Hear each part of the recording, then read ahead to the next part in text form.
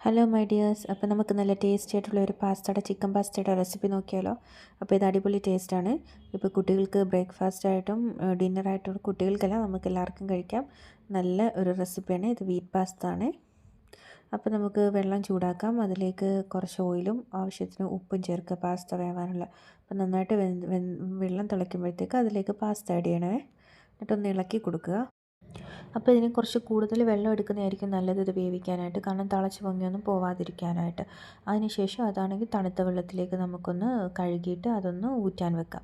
അതിനുശേഷം നമുക്ക് ബ്രക്കോളിയും ഇതുപോലെ വേവിച്ച് മാറ്റി വെക്കാം. ഉണ്ടെങ്കിൽ മാത്രം നമുക്ക് ബ്രക്കോളി എടുത്താൽ മതി. അതിനുശേഷം ഉപ്പും മുളക് പൊടിയും ഇട്ട് നമ്മൾ മാരിനേറ്റ് ചെയ്ത് വെച്ച ചിക്കന്, കുരുമുളക് പൊടിയിട്ട് മാരിനേറ്റ് ചെയ്ത് വെച്ച ചിക്കന് നമ്മളൊരു ബട്ടറിൽ അത് നല്ല രീതിയിലൊന്ന് വേവിച്ചെടുക്കണം.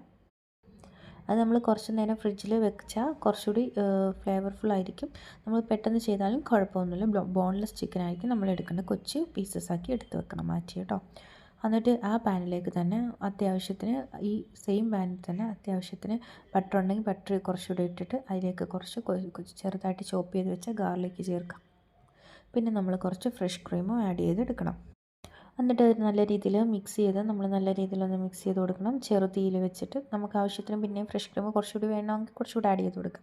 എന്നിട്ട് നമ്മൾ ചെറു വെച്ചിട്ട് ഇത് നല്ല രീതിയിലൊന്ന് മിക്സ് ചെയ്ത് കൊടുത്തിട്ട് നമ്മളുടെ പാസ്ത വേവിച്ച കുറച്ച് വെള്ളം നമ്മൾ മാറ്റി വെക്കണമേ. എന്നിട്ട് അതുകൂടി ഇതിനകത്ത് ആഡ് ചെയ്ത് കൊടുത്ത് നല്ല രീതിയിൽ മിക്സ് ചെയ്തെടുക്കുക.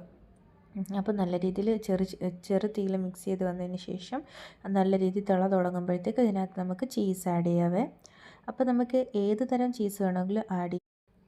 അപ്പോൾ ഞാനിവിടെ സ്ലൈസ്ഡ് ആയിട്ടുള്ള ചീസാണ് എടുത്തിരിക്കുന്നത്. നമ്മുടെ ഇഷ്ടാനുസരണം 1, 2, 3 ഒക്കെ നമുക്ക് ആഡ് ചെയ്ത് എടുക്കാവേ. അതിനുശേഷം കുറച്ച് ചില്ലി ഫ്ലേക്സ് കൂടെ ആഡ് ചെയ്ത് കൊടുക്കാവേ. എന്നിട്ട് നമ്മൾ വേവിച്ച് വെച്ചിരിക്കുന്ന ചിക്കൻ കൂടി ഇതിലേക്ക് ഇട്ട് നല്ല രീതിയിൽ അത് മിക്സ് ചെയ്തെടുക്കണം.